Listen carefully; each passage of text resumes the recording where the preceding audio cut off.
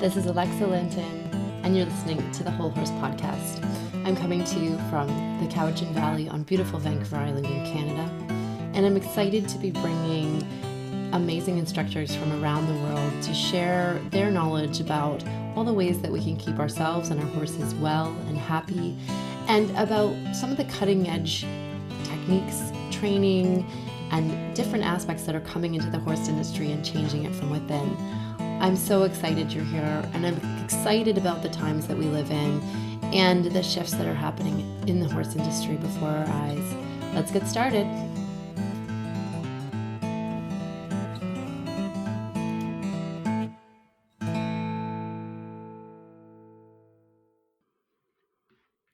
Hi, everyone, and welcome. You're here on the Whole Horse Podcast, and it is, I believe, episode 59 today. So we're veering towards our 60th episode, and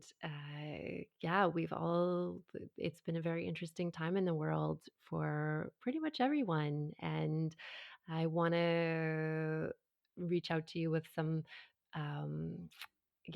support around that. And I hope you are all doing well wherever you are. I'm here today with a very exciting guest, and she's coming to us from Arizona. We've got Jamie Lau here today from Haybales and Barbells. Thank you for being here, Jamie. Thank you for having me. So glad you could come on today. And I just want to start by letting you have a little bit of time here to share your work and how you've kind of come to this point in, in what you're sharing with equestrians and with the horse industry. Cool. So I recently founded Haybales and Barbells. It's a fitness for equestrians program. How I came about it is I started fitness training probably 5 or 6 years ago, and I realized how much my riding has improved through Mm. strength training, conditioning, flexibility, and through healthy eating. And I've always wanted to do this. I've always wanted to combine fitness and equestrian together. And since COVID, I lost my job and I've had all this free time. So I was like, why not? I'm gonna do it now. It's now or never. And yeah, we launched about 3 weeks ago, and we've received pretty good feedback so far. So I'm excited to see where it goes. That's awesome. And I had a peruse of Jamie's website, which we'll share the link for later. And it looks amazing. So these are offerings that you can actually access from anywhere. And Hmm. I was sharing with Jamie that I actually started years ago, graduating from kinesiology as a personal trainer, and I would share sport specific work with equestrian clients. And I remember how potent that was for them to find balance and flexibility and like you shared earlier, Jamie, like the sense that a lot of people don't do cross training. A lot of equestrians Right. don't do cross training. Hmm. Well, it's funny to me Hmm. because people spend all this time training and conditioning their horse. Yes. They don't do anything about their own bodies. So Yeah. this is one thing that I'm very passionate about. I just want to help educate, riders why it's important to cross train their own bodies. Like if they want their horse to perform well, they train their horse. So what about Hmm. themselves? Like a lot of people when I tell this to a lot of people, they go like, "Huh, you know what? You're right. I've never even thought about that." Totally. Totally. I think it's really funny, but I'm glad I have this platform now to kind of just share and educate people what I've learned through this process. So let's get into some of those benefits, Yeah. yeah, what do you see for equestrians? Because I know for myself, I'm a person that's had like a really bad back injury. And, I know for a lot of riders, like we've had injuries, we've had stuff, right? Mhm. Yeah. What can this work help us with? Well, okay. Can I just kind of introduce Yes. my programs first, and then I'll Absolutely. Please. um, right now I have 3 programs. I have one program that is a body specific fitness program. And we, all those are there's PDF downloadable PDF programs. And I have 3 of them. One is core, one Yep. is lower body, and one is upper body. So, and then my other 2 programs are a 6-week program, and then I also do one-on-one online virtual training. I saw that.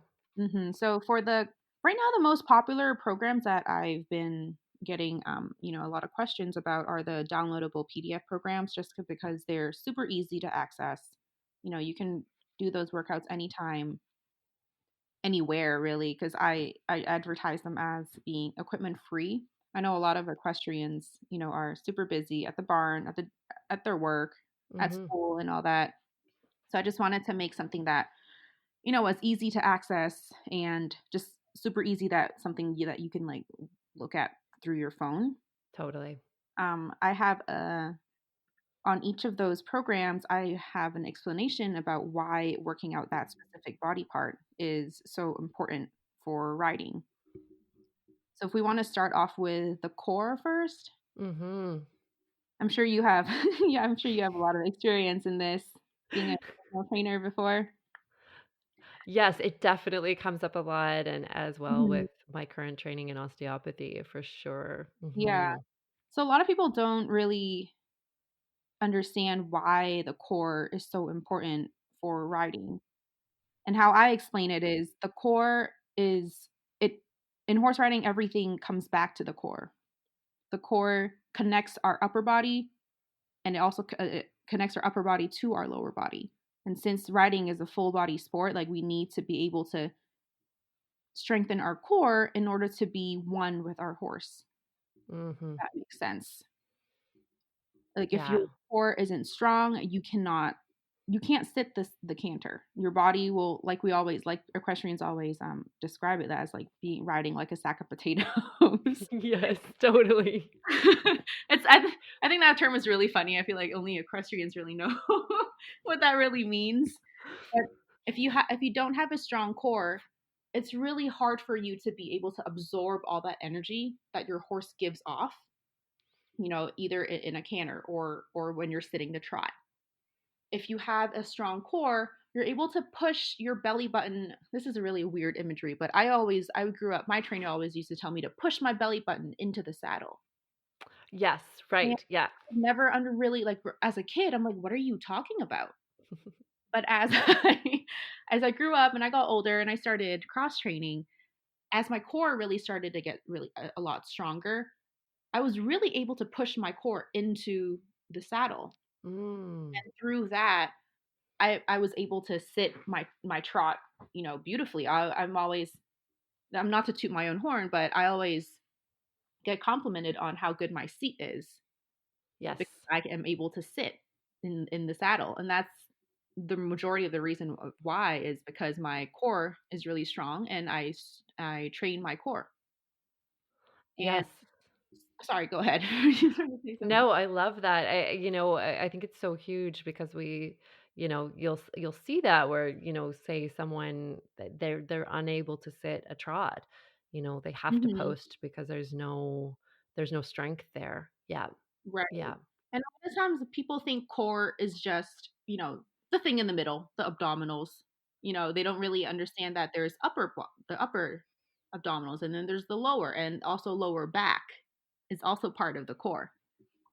Mhm. So in my programs, I try to incorporate, all different types of core exercises to target the different core muscles. Um, so this way people can have a strong abdominal muscles throughout, not just their upper or Yep. their lower or their lower back. Absolutely. And working with Good. Oh, those sorry. ones that go around like the transverse The oblique. abdominis. Yes, Yeah. exactly. Mhm. Mhm. So I That's try to beautiful. incorporate a little bit of everything in my workout programs, just to make sure, that people are working out their entire core. That way it can benefit them with their riding. Beautiful, beautiful. And of course, I think a lot of riders are like, well, I don't need upper body strength. um, I know, like throwing around hay bales, though, I definitely need upper body strength. Exactly. Yeah, and like it's not just for being in the saddle. A lot of Yep. things that equestrians do out of the saddle requires so much strength. Like saddles are heavy. Oh my gosh, yeah. I just sold my Western saddle and it was like 45 pounds. Exactly, exactly. And people that if you have if you have a horse that's 16'2" and you need to throw a Western saddle on his Yeah. back, Exactly. Yep. all upper body strength, and so it's not just about being fit in the saddle. Strength training helps with everything. Out of the saddle, it helps with your activities of daily living. Yes. So I'm super passionate. I really just want to help, people be stronger, and feel good, no matter Yeah. riding or not. I love that. I love that. And yeah, and then lower body, I think um this sense of being able to even if it's like I know for a long time I didn't have the lower body strength, so I would lift something and I Mhm. wouldn't lift with my legs, right? And maybe my core was a little bit poor.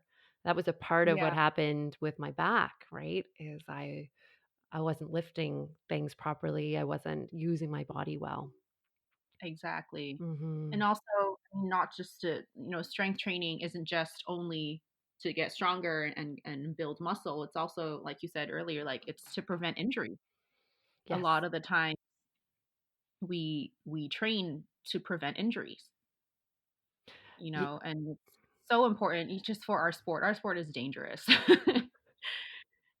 that is Like for sure. Mhm.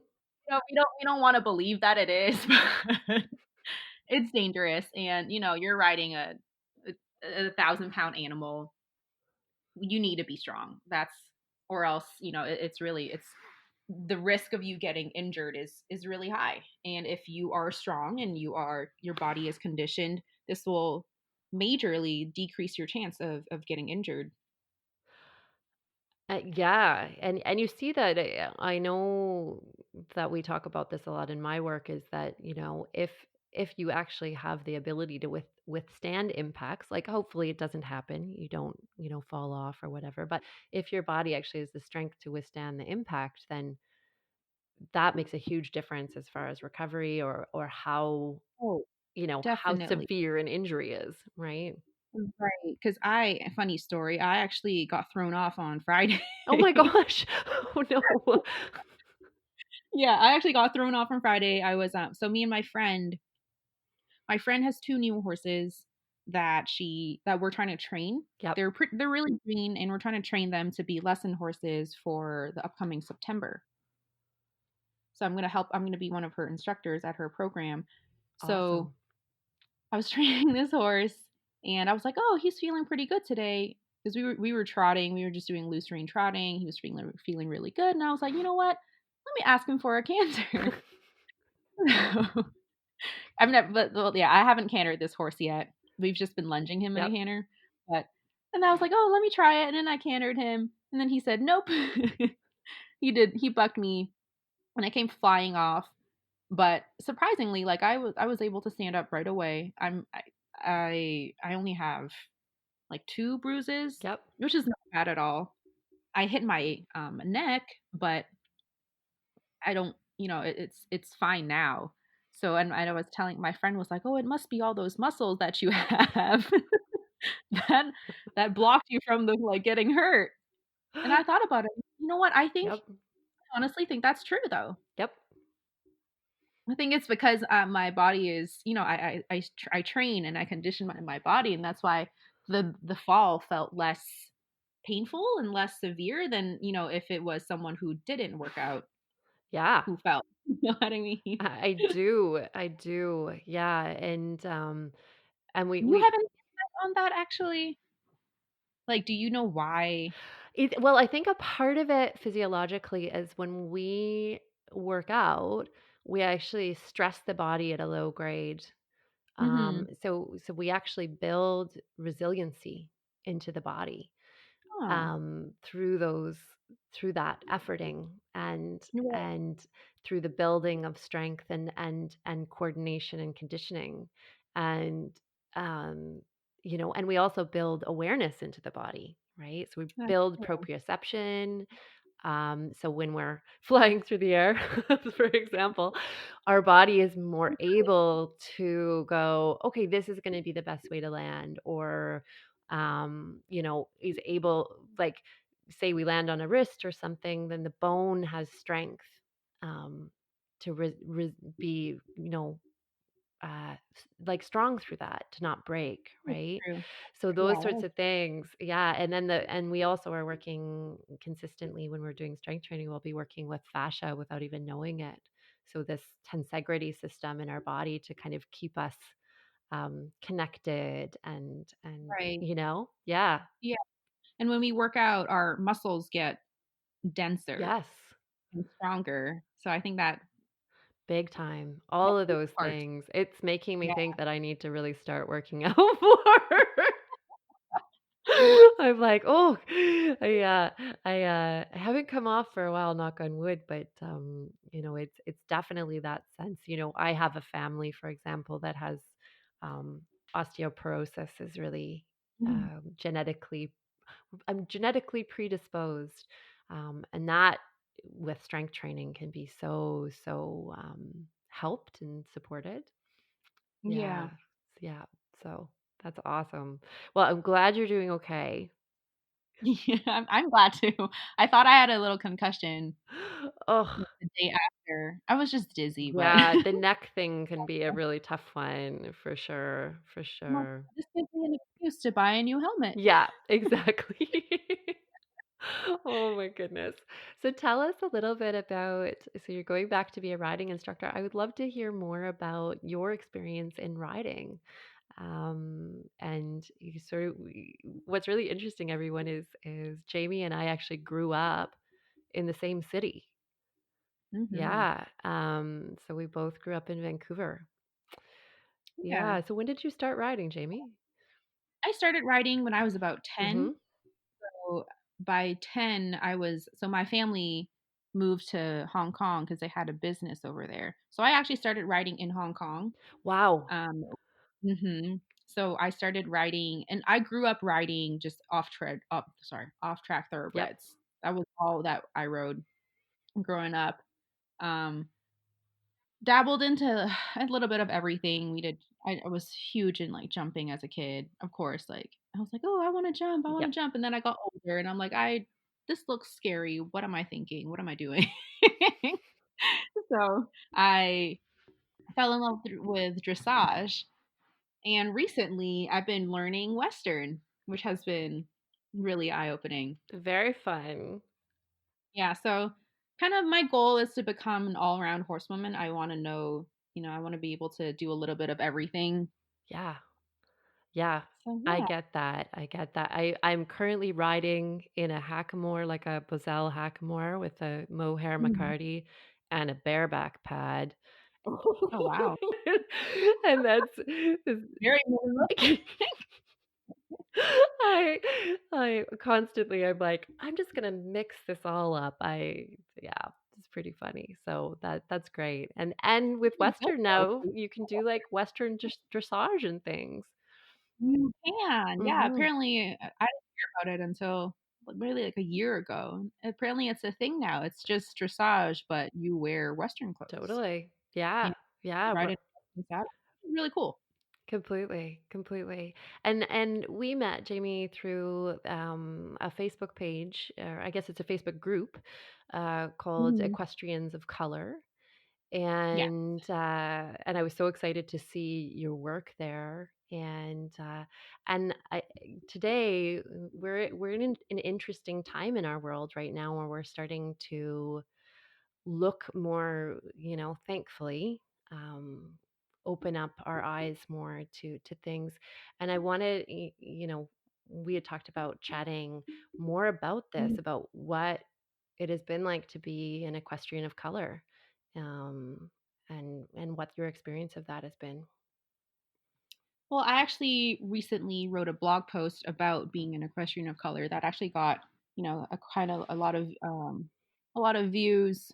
Um, growing up as an equestrian of color, it's hard. I mean, as a kid, you didn't really think much of Mm-hmm. it, but growing up and then as I got older, I started to realize that I felt uncomfortable at barns. I wouldn't, I've never, thank God, I've never received like, prejudice comments or racist comments, to me at the barn, at least not directly. But I do feel sometimes that I need to work harder Mm-hmm. when I'm at the barn. Like I need to ride without flaws because it does feel like I have to carry my whole race in my back on my back. Because I've never seen an Asian horse rider out here in America. I've been to countless barns here in the US, and I have yet to see someone that looks like me, at the barn. Yeah. So it's there's a lot of pressure. There's a lot of hidden pressure and things I don't really like talk about, when when I'm at the barn. But it does feel like I need to work harder. It does feel like I need to, perform Mm-hmm. better than just to prove that I'm of equal, skill level as my white counterparts. Mm. Talked about on my blog that so I'm a recreation therapist, an equine assisted recreation therapist, and therapeutic horse riding instructor. And this is really sad to even think about, but when I would have new clients and they come to me, my first thought is that they're disappointed in me because I'm not white. Mm. That's just like, I don't know if this really happens or not. It's sad. It makes me sad that I even have to think about these things. Mm. Like I would think, hey, like, oh, are they disappointed that I'm not white? Like, do they think I'm not qualified because I'm not white? Just thoughts like these that run through my head. Um, Mm-hmm. but yeah, there is a struggle, and but I'm pretty hopeful about the equestrian industry. A lot of people have since the Black Lives Movement, a lot of people have been stepping up, and speaking out against racism in the horse industry and equality within the horse industry. So I'm hopeful that we will see some change in the near future. Mm-hmm. Yeah, Yes, please. Yes, please. a little 2 cents on that. That's yeah, and I have seen that as well. I interviewed Susan Tenney last week, and she's Mhm. been really, really yeah, we've been having those conversations about okay, what does it look like to, you know, have more people of color represented within the equestrian industry, so that Right. you know, there's an opportunity to see oneself there, right? Exactly. And that, oh wow, there's this person of color that's going on to the Olympics or doing Exactly. this type of work, and have that modeled, Mhm. so for you as a person of color, what might be some of the ways, and you may have outlined this in the article, I haven't had a chance to read it yet, I apologize. um, what are some of the ways that you feel, or some actions that could be taken to start to open this up, to start to, have more of these conversations and shift some of this within the horse industry? I think a lot of it comes from like product Mm-hmm. representation, like from brands. Huge. I have yet to see a brand, that has a variety of people on their page. I actually, funny story again. I messaged Aria this Mm. morning because I love, like I love Aria. I wear their things every day. I'm a huge dedicated fan, but I was on their page this morning. I was scrolling through, going through their website. I'm like, why is there nobody that looks like me? Yep. And it's really disheartening to Mm-hmm. see, like, I don't know if they're gonna read it. Like, I messaged them and I told them, hey, like, I'm a huge fan, but I don't see any like diversity on your pages. Like, are you guys going to do something about it? And if not, like, why? So I'm waiting for them to, to respond to me. But a lot of it is about being represented, and I feel like brands and major companies have a lot of power into that. It's when you see someone that looks like you, wear the products that you like you kind of feel like you're Mhm. seen in a way. Yeah, and included. Yes, Exactly, yes. exactly. Because right now, I don't feel like I'm included, and I'm sure a lot of people of color don't feel like they're included in a lot of equestrian brands. Yeah, and that's I think, as a white person, y you know, I think sometimes we lose track. It's like because we're seeing Mhm. ourselves everywhere, and we're not Exactly. necessarily going like, "Hey, like, I don't see myself here," because it's Right. everywhere, right? And I'm hoping that this process that we're in right now is opening our eyes to, "Oh, wow, like, this isn't happening as of yet in Yeah, these very major brands." Like, Ariat is a major brand, worldwide brand, you know? Yeah, exactly. yeah. So, um, that piece around, how can we help? Well, maybe, for those of you out there listening, maybe you can send a few emails, to some of your favorite brands and say, "Hey, I'd like to see more diversity in your marketing." Yeah, Mhm. yeah, that's a great suggestion. And even I think there was one post on the Facebook group, and it was about, like, have you ever seen a, like, person of color judge at a horse Right. show? And I'm like, "You know what? I've never thought about it, but no, I Mhm, have not." And it just makes me think about, like, my showing experience, and, when I go to shows, I automatically feel like I am already marked down when they say my last name. mhm, Like, when they mispronounce my last name, when they mispronounce my name, like, I already feel like, "Oh, I'm gonna get marked lower because, my name is mhm, different." mhm. So, that was an interesting, post when I saw that actually on the Equestrians of Color, Facebook group. That just kinda made me think, I was like, "You know what? You're right." Yeah. Yeah, well, and that's big, right? Because when we think about I mean, I've come to a place of understanding that we all have some sort of implicit bias, right? In Mhm. what we're seeing and what we're experiencing. We can have racial bias that we don't even realize. And Right. so is how much is that affecting the score? The Exactly.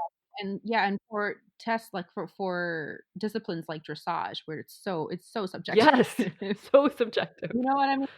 It's not like, jumpers where, you knock a pole and you deduct points, like, it's subjective. Yes. Like hunters, it's subjective. Yeah. And most, I mean, yeah, most Western disciplines, like if you're reining, barrel racing is, Mhm.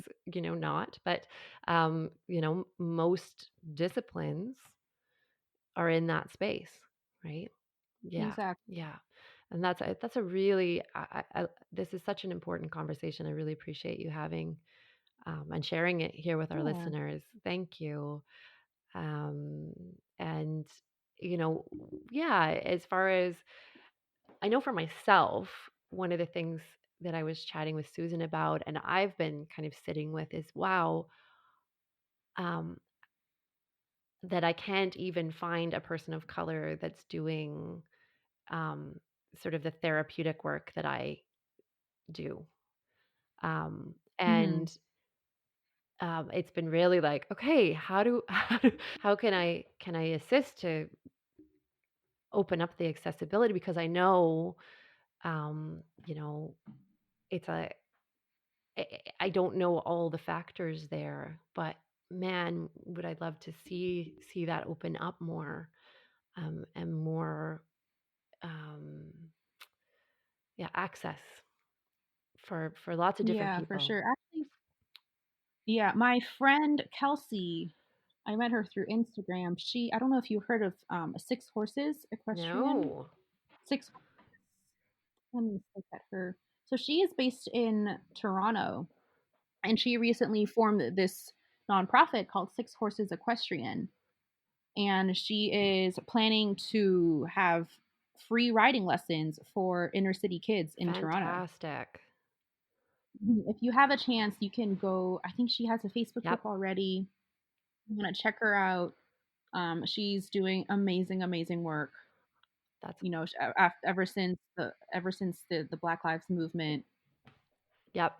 thing happened, she was up and on it. She's like, you know what? I want to create a group. I want to create a nonprofit where kids in the inner city can have a chance to ride like for Yes. free.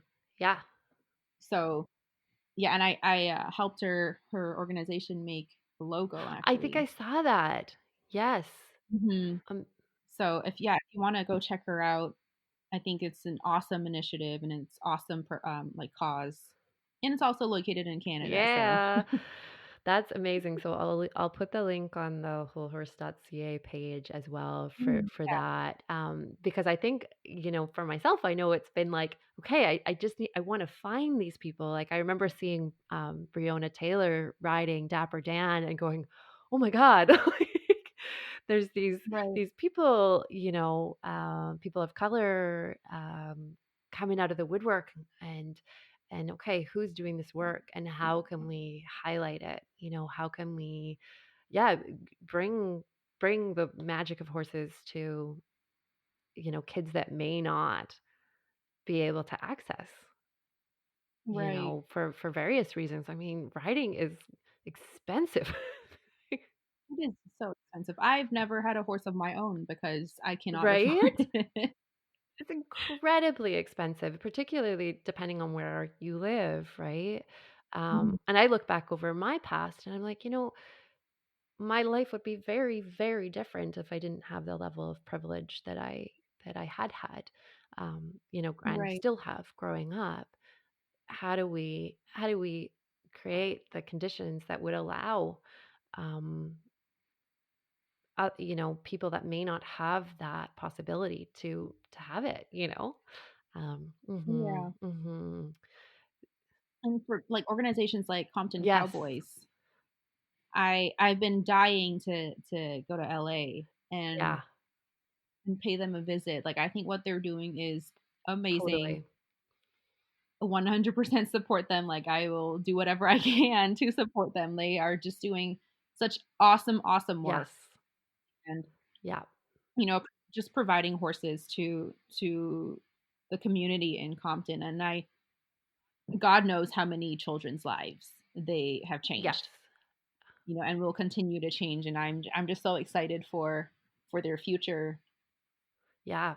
and all the work that they will do. Yeah. It's beautiful to see those sorts of and for myself, being a little bit far away and going, okay, what can I do? I know for myself I've been really working towards setting aside some money every month to be like, okay, I'm sending it to these Hmm. places that um you know with that little bit of boost could do even more great work in the world, Right. right?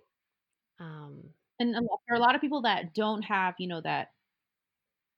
that money to donate. Like, yep, donate your time. totally. Like be present on social media. Yes. If you have a lot, doesn't matter if you have a lot of followers. Like, if you reach one person, you've done your job. Yep. Like, just repost, repost images. Go on Facebook and you know post something.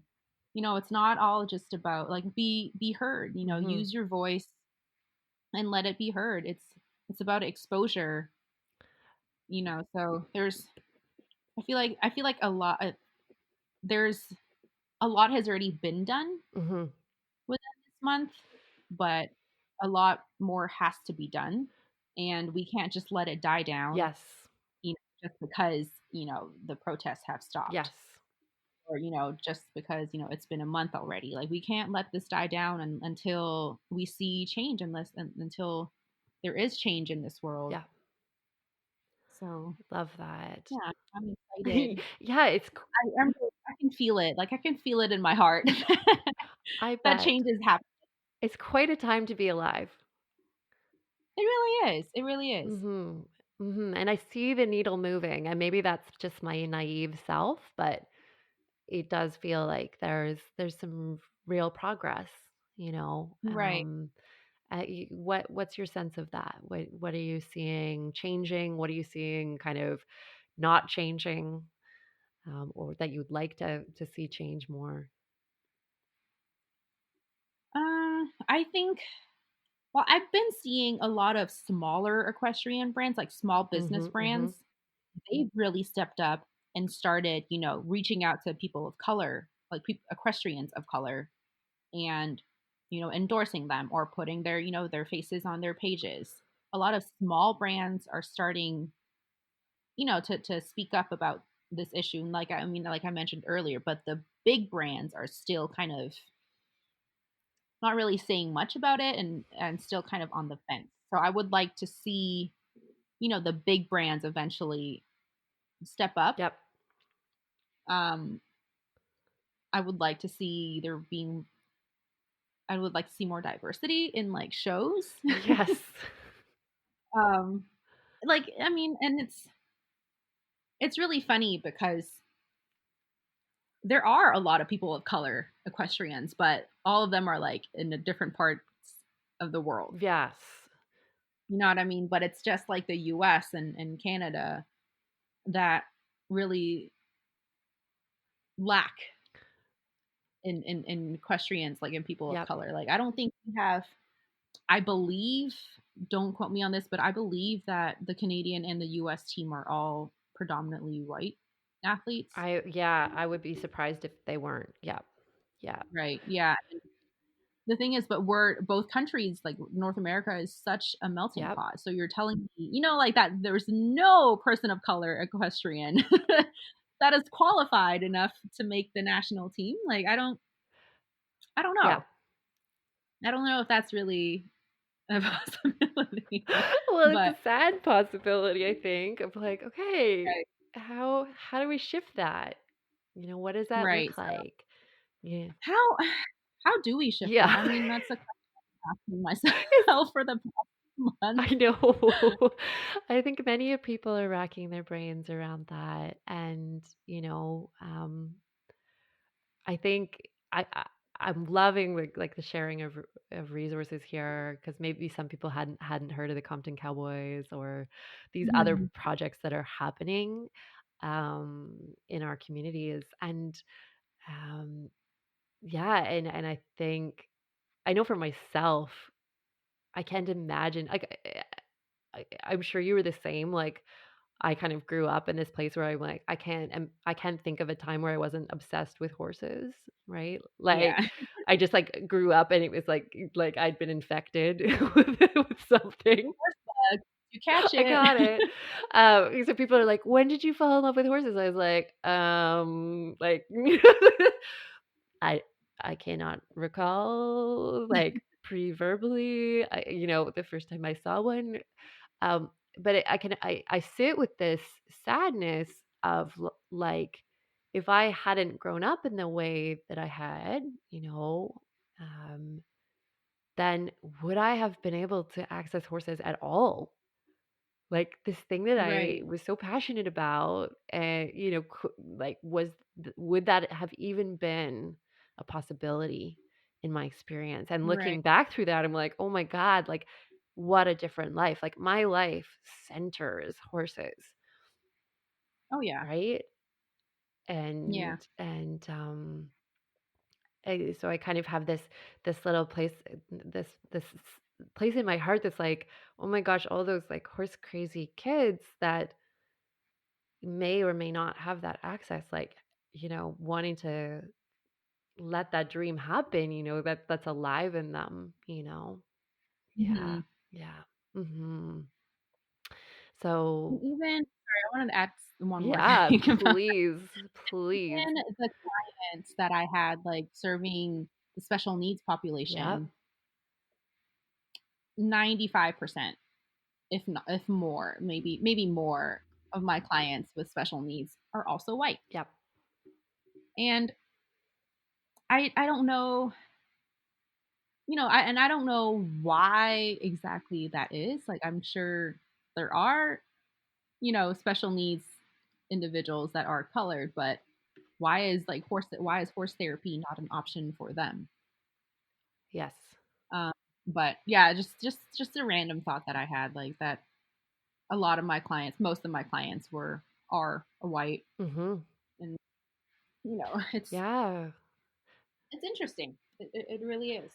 I mean, I've unpacked it like on a number of levels, and I have much more to do. But I look back at um, at horses and how they've sort of interacted with humans. You Hmm. know, um, and yeah, I think that there's a lot of important change that can happen within. Um, yeah, I think there's a bigger conversation to be had about changing some of the systems that underpin, maybe Hmm. unconsciously underpin the way that we do horses, Yeah, right? Mm-hmm. definitely. Mm-hmm. I am proud of. So I am a member of PATH. Yes. If you know W- what. So yeah, Would you explain to everybody what that is? yeah. The PATH is the Professional Association of Therapeutic Horsemanship, and it is I guess industry leading organization in anything equestrian assisted therapies. Beautiful. So, and I am a member of PATH because I am a PATH certified riding instructor. And about 3 weeks ago, they came out with an email and was asking members, particularly members of color, if we wanted to join a kind of group to see what needs to be done in the therapeutic industry. So I reached out to them and I told the lady, the CEO actually, that I was interested. And they're coming up with something. I don't know what it is, Mm, but they were proactive about it, and I'm very proud, to be a member of an organization that is speaking up about this and is being proactive in wanting change. So we'll see what they come up with, but I am excited to see some solutions and or not even solutions, some conversations that are going to be had about diversity in providing therapeutic um, horse riding activities. So, love that. It's so encouraging to hear about mhm, organizations stepping up in this way. Mm-hmm. right. Mm-hmm. And yeah, I actually hadn't heard of that association, so I'll have to look them up and see what they're up to. It sounds great. And for your riding instructor, like, so what does that look like as a riding instructor? What kind of work do you do with your students? So, therapeutic riding, we focus on using horse riding to teach kiddos like hand eye coordination Mm-hmm. skills, um, any like fine motor skills, gross motor skills, or even the ability to regulate emotions. So we use the horse as a source of therapy to aid the child in, or not even child, to aid the individual, to facilitate them with any like daily activities. Mm, So through horse riding, if they learn how to use the reins properly, that's learning fine motor skills and having that them translate that to, their daily life.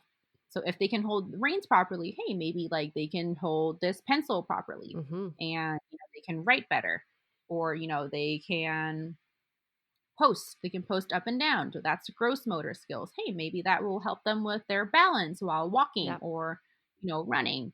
So it's really meaningful work, and it's just a beautiful way to incorporate horses into just helping individuals with disabilities. Mm, that's And I like to do a lot of games since I yep. am a recreation therapist. So we are called the fun therapist. Like I like to incorporate a lot of games in the riding lessons. For example, like, oh, let's ride from this red cone to that blue cone. Hmm. So through that, they're learning, hey, color recognition. Maybe they're learning, hey, how do you spell red? Like they're learning, Yep. letters. They're learning the alphabet. They're learning it's not just physical. Yep. It's not just the physical movement of riding a horse. It's also, developing cognition Mm. and learning the same things they would at school. Hmm. And I do a lot of like math. Oh, if we ride from one cone to the other cone, like how many cones did we ride to? Just incorporating a lot of different like classroom Hmm. activities into riding and making it fun and educational for, for the kiddos. Aw, that sounds awesome. Yeah, it's really fun. It's really, really fun work. And at the end of the day, like when you see the kids progress and you see the kids smile and love on the horse, like it just makes your whole day. Totally. Oh my goodness. And it must be just like completely heart opening when they learn a new skill or like have a Yeah, breakthrough. definitely. And when you progress them to the level where like to where they can ride by themselves, Hmm. nothing compares to that feeling. Oh my goodness. I can literally see their grins now. Oh, yeah. I mean, I know growing up on horseback, like I learned so much of my coordination and, Hmm. ability to like, oh, I can feel my legs and, Right. right. Yeah. Actually, I did want to talk about that Please. now that you've mentioned it. Yeah. Like body awareness is something that I keep telling my clients. Like I train, so I'm doing one-on-one online trainings Yeah. with riders, and I've been telling my client about mind muscle Yes. connection. So when you're working out, you think about that specific muscle that you're working out, and this actually creates better body awareness. And when you have better body awareness, when you understand where your body is in space, and when you know where your body parts are, when you're riding, this helps so Mhm. much because you can actually, at that split second, you can think, hey, where is my outside rein? Or where is my inside leg? Oh, I need to like shift my, like, let's say you're doing a flying change. You need to shift your seat a little Yep. bit. And your body is more aware. When you're more aware of where your body is, Yeah. you can easily do those movements, right away in that split second and communicate to your horse like right away where or what you want him to do. Yeah. It, it's Yeah, it's my muscle it's connection critical for is sure. so critical. Mhm. Mhm. I know my riding's improved so much since like with my body awareness improving. Oh, yeah, definitely. I can feel, I felt my riding just improve tenfold since cross training. Yeah. Amazing. Amazing. It just I think horses appreciate like that's how they roll, right? They're like body awareness. Like Mhm. I'm in my body. Why are you not in Right, your body, human? exactly. And like if you're riding, if your body's all discombobulated and you're not communicating to your horse gets frustrated. You get frustrated. Nothing is going to happen. Like it's not going to be a fun ride. And to be honest, it's unfair for the horse Yes. because they don't know what you want them to do. If you're not like you think you're communicating to him well, but you're actually not. Like your horse, I feel like it's unfair for the horse if your body doesn't know, like how if your body doesn't know what to do. Completely. I mean, yeah, if it's not coordinated in a way where you can um go, "Oh, I think my right seat bone is like way heavier than my left," or, I think I'm Exactly. really compressed on this side, Exactly. Mhm. Mhm. Yeah, it's fascinating seeing new riders. I was watching a new rider the other day and he was like leaning way over to one side to try to get the horse to turn and I was like, that's probably not going to work super well for you, but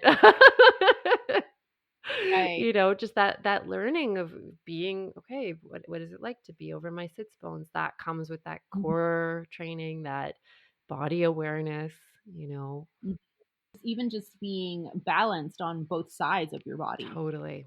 Like a lot of people say, "Oh, my horse is, weak Uh on huh. the left side or weak on the right side." But like people are really quick to, jumping to the conclusion that it's their horse's fault or my horse has a problem. Uh huh. But they don't think, they don't realize maybe, hey, maybe like I have a muscle imbalance. That's why my horse is leaning to the left, or that's why my horse is falling out. Maybe I have an imbalance in my body, Oh resulting yeah. into my horse being weaker or stronger on one side. So, through strength training, through cross training, you can learn how to, balance out your muscles, balance out your body to make yourself more center and, sit more center in your horse and just both of you guys like be more balanced in the saddle. Mm, yes. Yes. And that's what we're all about here is like the happy horses. Exactly. Yeah. It's huge. It's huge to I just wrote an article on posture and sharing around this, right? It's like it's our responsibility as riders Mhm. to be as in our body and as aware and as balanced as we can be, right? Exactly. Yeah. Yeah, cuz often that's where things are beginning. Yeah. Mhm. That's awesome. Okay, so we're starting to come to a close here, Jamie, and it's been such Already? a I Oh wow. know. I told you it would go real fast. It's been an absolute pleasure of a conversation. Um, I've really appreciated it. Hmm. Yeah, it's been really fun. Yay, good, good. Is this your first podcast? Yes. Yeah. I'm usually really, really nervous. So if I'm nervous, if I sounded nervous, please forgive me. You did amazing. You didn't even sound nervous. Not at all. It was great. It was great. So I wanted to close off here, Jamie, by just any kind of last thoughts that you might have about what we've chatted about today. Anything more that you want to share here? Um, Not that I can think about. I just wanted to give the Six Horses Equestrian a shout out Yeah. and the Compton Cowboys. Perfect. I appreciate that. I'm going to put those links on. So it'll be at wholehorse.ca. Look for the episode with Jamie Lau. I believe it's episode 59. And I'll put. I'll see if I can track down some great video or resources there with the work of the Compton Cowboys as well. I think these kinds of organizations are such a critical piece of moving forward. So, Yeah, definitely. yeah, really appreciate all of your sharing here as well about what it has been and hopefully what it will start to look like as a person of color in the equestrian industry. Yeah, this perspective is so important. Uh, Yeah.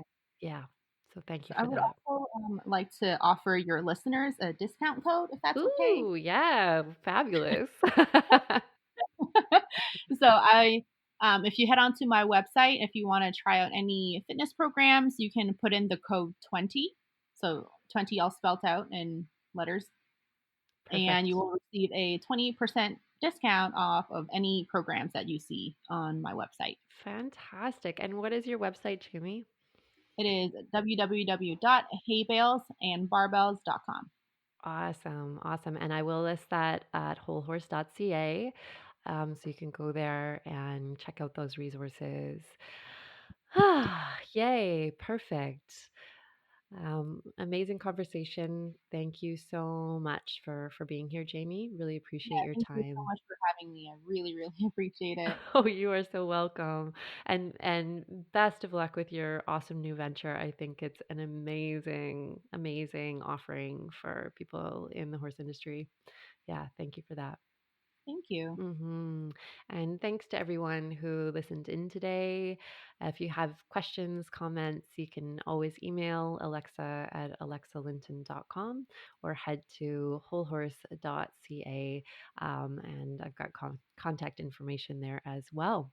All right. We'll look forward to seeing you for another episode sometime very soon.